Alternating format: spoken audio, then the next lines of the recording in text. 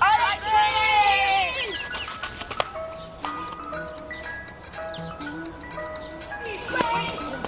Wait!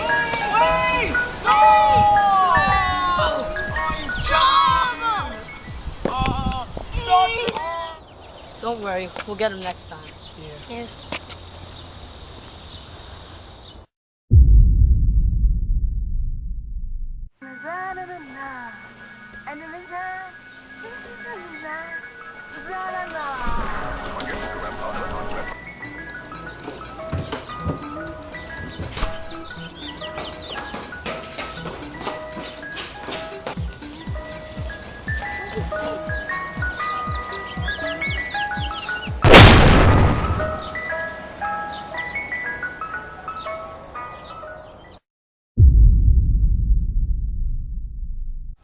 I hear it.